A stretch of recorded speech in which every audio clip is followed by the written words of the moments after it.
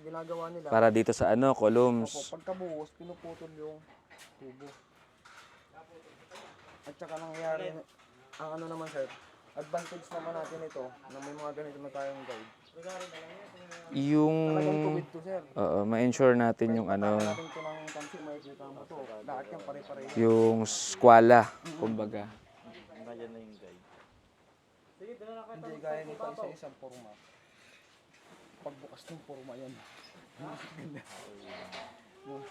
Talon-talon. Di, tsaka okay din to for the client kasi mabivisualize na yung extent ng property.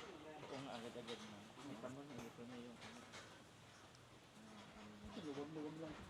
Hindi naman tatanggalin yan. Luwag-luwag lang. Tapos scaffolding natin din paangat. Ito na rin. Yun na rin. Tuloy-tuloy na.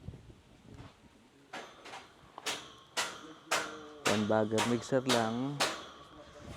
Isang bag ng cement. 2 bags ng sand. 4 na sand ng 4 na bags ng gravel. 1, 2, 4 mixer.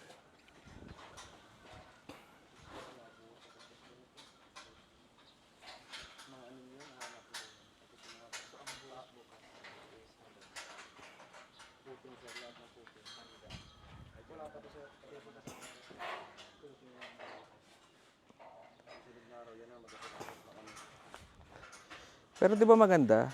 Guide na ulit ng forma. Footing na may kasamang column maski hindi pa mataas para monolithic yung footing sa column. Hindi nyo ginagawa yun. Ay, hindi sir. So footing talaga muna. Footing sir. Okay. Footing, tapos pagka-footing natin, sasapatusan na yan dyan sir. Meron na yung kahoy iikot. Yung laki na ng forma mismo, parang ganito. Yung kako na dampot ko. Meron na yan dyan. Susundan na lang yun ang magpaporma. Hulog lang ng hulog ng forma. Pag hulog ng dalawang forma, sabay ipit na yung direksyon.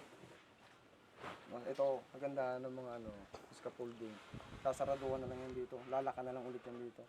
Tapos may lock ulit yan dito. Buo-buo to sir ng mga tubo. Ang gagawin dito ng mga panlock. Gaya nito.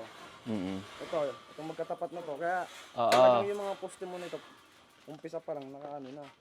Naka-eskwala na siya. Hindi pares mo iba na.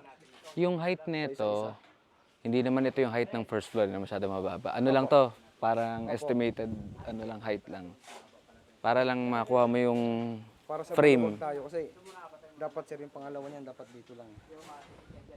Dapat dito lang. Ngayon, Para makalakad-lakad ka rin, di ba? Pinapataas ko na kasi para maluwag kumilos. Hindi lusot-lusot na ano. Tapos ginagawa ko. Yung mga dito naman, sinturon na lang yun sir. Ang tawag namin doon sinturon. Para saan naman yun? Sinturon na lang yung mga tubo na yung nagyang kaigso. Nakalak na lang yun dyan. Pang saan yun? Para sir hindi bumuka yung forma.